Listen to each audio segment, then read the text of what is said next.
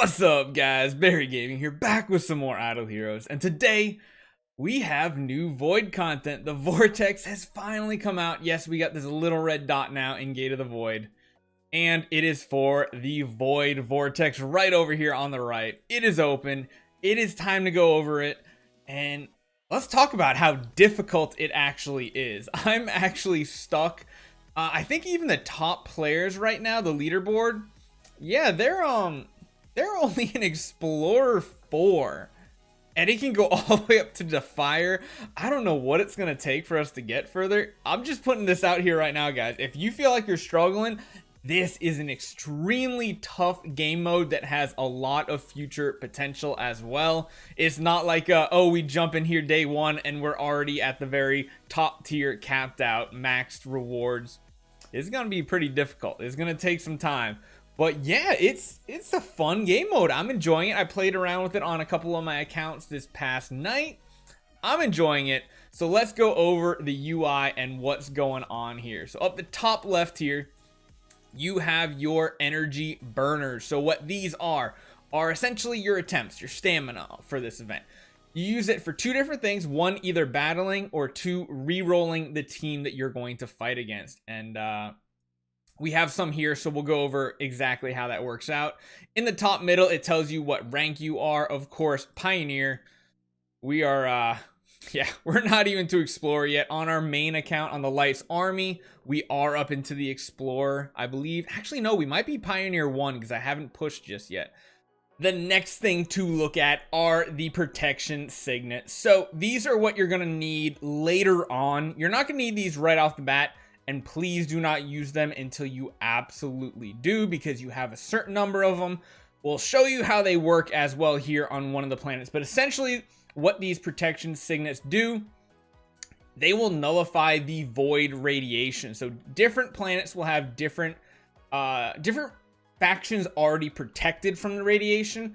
But if they are not, I mean, you can see the difference. It's a difference of 40% to 8% on most of these things. To be horrified, to be silenced, these change. I've seen ones that are sealed off, I think. So these are different, I believe, based on which area you are in. So every time you beat 5 planets, you teleport to the next level up, essentially.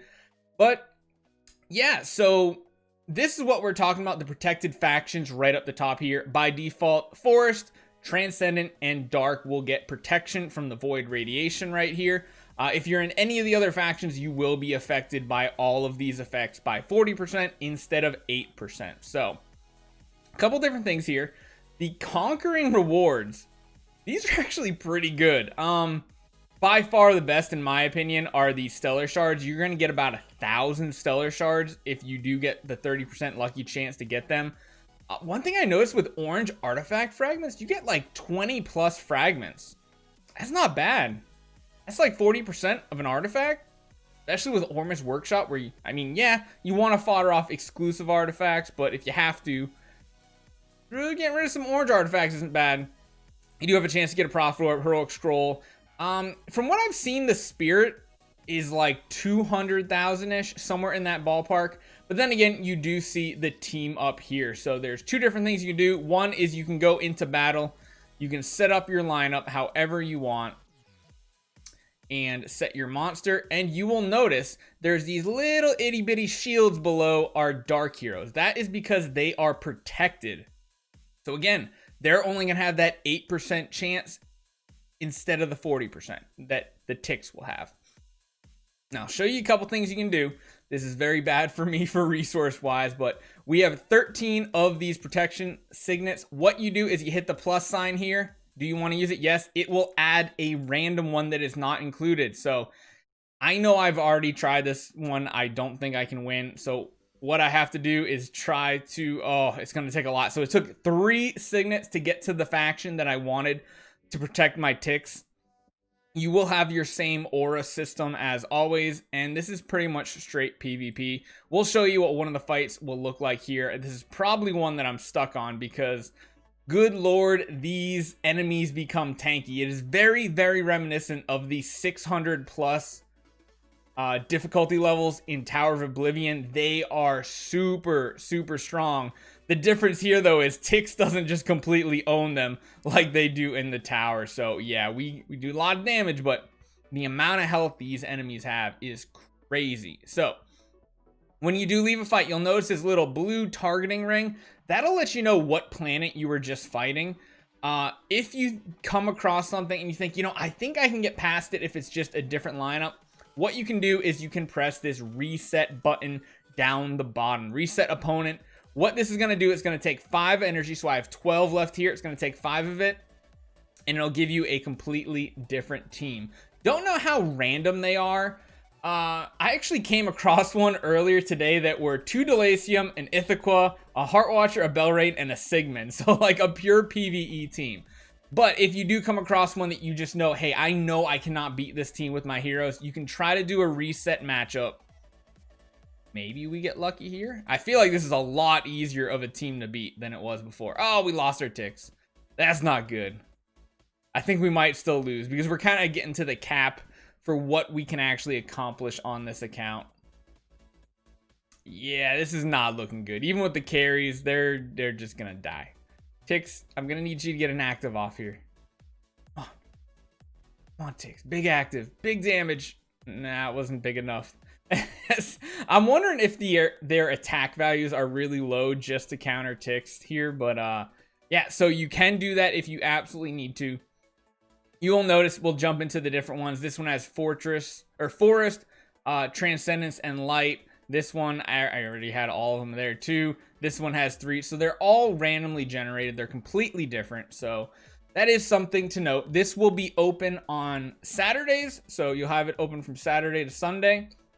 And then it'll reopen on Tuesday for Tuesday and Wednesday. So if you're interested in really reading up on a lot of the information, there's quite a bit in the help section here. So it's nice that they include that for sure.